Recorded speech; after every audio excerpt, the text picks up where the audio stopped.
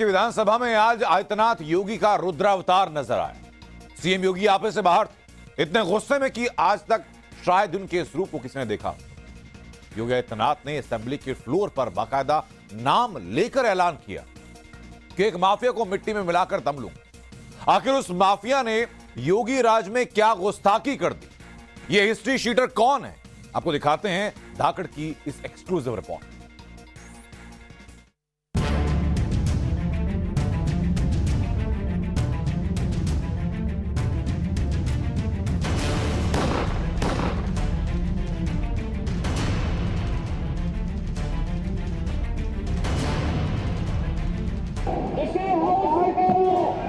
इस माफिया को मिट्टी में मिला देंगे।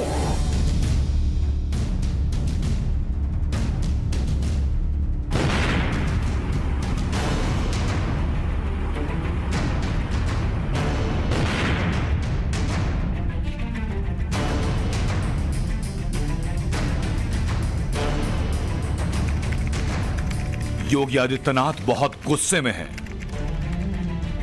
इतना गुस्सा जो आज तक आपने कभी देखा नहीं होगा। आप सारे अपराधियों को पालेंगे, उनको माल्यार्पण करेंगे और उसके बाद तमाशा बनाते हैं आप लोग। वजह है अब की बार उन्हें सीधी चुनौती मिली। ये चुनौती चुनाव की नहीं बल्कि चैलेंज बम और गोली का है।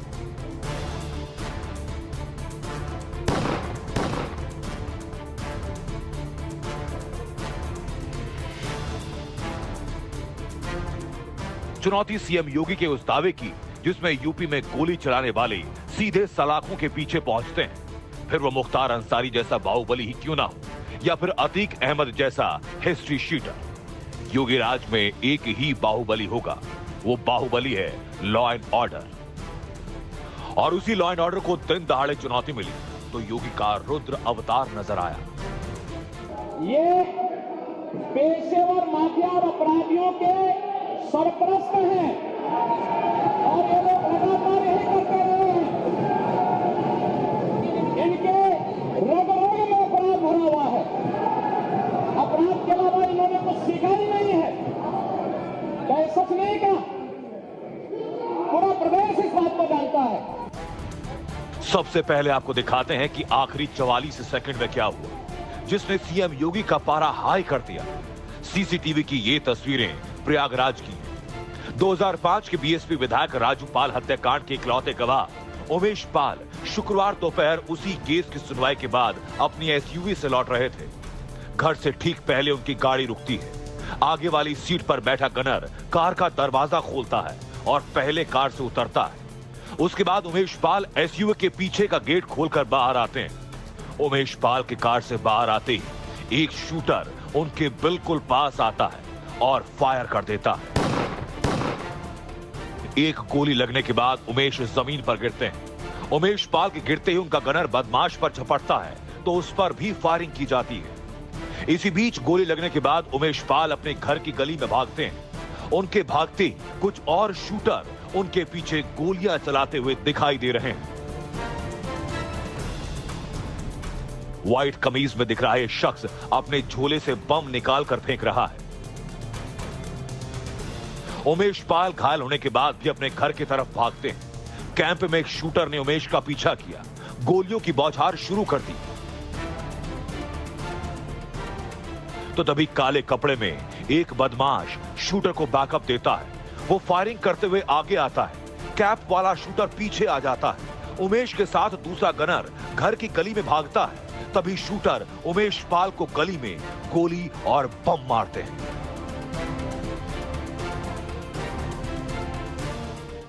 बीएसपी विधायक राजू पाल की हत्या के चश्मदीद गवाह उमेश पाल की गोली मारकर हत्या कर दी गई। शुक्रवार की शाम जैसे ही उनकी गाड़ी घर के पास रुकी, वहां मौजूद पहले से घात लगाकर बैठे बाइक सवार बदमाशों ने उनकी कार पर ताबड़तोड़ हमला शुरू कर दिया।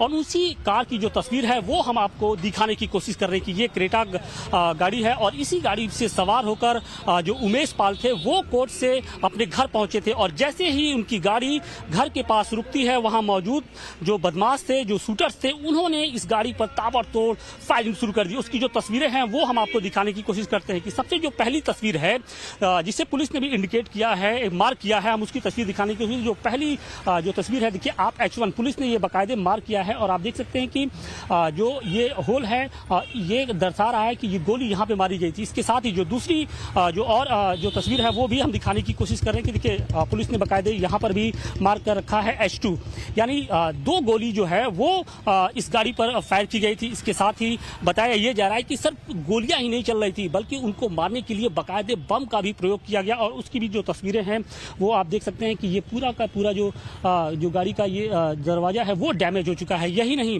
बम की वजह से जो गाड़ियों के जो कांच है, जो शीशे हैं वो भी जो खिड़कियां हैं वो टूट गई हैं और जो शीशे हैं वो अंदर अभी भी सीट पर मौजूद हैं। तो निश्चित तौर पे इस पूरी वारदात को सोची समझी रणनीति के तहत अंजाम दिया गया।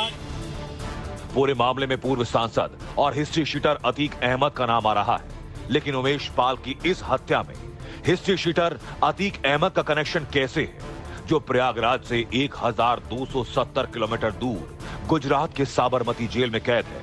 तो इसके लिए आपको 18 साल पहले की एक वारदात पर गौर करना होगा। ये वारदात प्रयागराज की उसी सड़क पर हुई जहां शुक्रवार को गोलीकांड हुआ।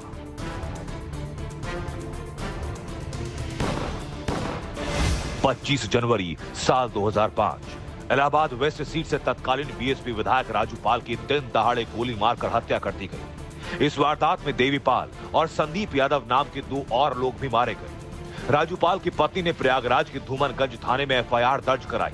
शुरुआत में इस मामले की जांच सीबीसीआईडी ने की। बाद में 22 जनवरी 2016 को सुप्रीम कोर्ट ने मामले को सीबीआई के हवाले कर दिया। सीबीआई जांच के बाद 20 अगस्त 2019 को अतीक अहमद समेत दूसरे आरोपियों के खिलाफ चार्जशीट दाखिल की गई। उमेश पाल इसी राजू पाल मर्डर केस के इकलौते गवाह थे। क्या ये सच नहीं कि जिस अतीक अहमद के खिलाफ पीड़ित परिवारों ने मुकदमा दर्ज कराया उसके परिवार के खिलाफ, वह समाजवादी पार्टी के द्वारा पोषित माफिया है और उसकी कमर को तोड़ने का काम हमारी सरकार ने किया है। और फिर मैं कहता हूं इसे हम इस माफिया को मिट्टी में मिला देंगे। सरकार किसी है, सरकार किसी है, गफलत में हो, ये माफिया है, इनको मिट्टी में मिलाने का काम करेंगे। उत्तर प्रदेश विधानसभा में योगी आदित्यनाथ ने सीधे उसी हिस्ट्री शीटर अतीक अहमद का नाम लिया जिसके समाजवादी राज में प्रयागराज से लेकर पूर्वांचल तक अपराध की दुनिया में सिक्का चलता था।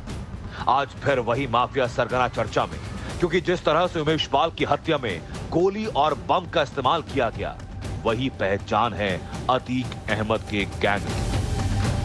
बताया ये भी जा रहा है कि साल 2005 में जब राजू पाल की हत्या हुई थी उस दौरान भी गोली और बम दोनों का इस्तेमाल किया गया था। जहां पे मैं मौजूद हूं उससे ठीक 50 मीटर की ही दूरी पर राजू पाल की हत्या हुई थी। उस दौरान भी चारों तरफ से उनको घेर लिया गया था। बदमाश उनके ऊपर गोली भी चला रहे थे, बम भी चला रहे थे, जिसकी वजह से उनकी हत्या हो गई थी। बताया ये जा रहा है कि उस दौरान भी बम के जरिए हमला किया गया था और उनके शरीर से लगभग 17 गोलियां निकली थी। तो निश्चित तौर पे एक खास तरीके से अतीक अहमद अपने दुश्मनों को ठिकाने लगाने की कोशिश करता था। सीएम योगी कहते हैं कि माफिया को मिट्टी में मिलाकर दम लेंगे।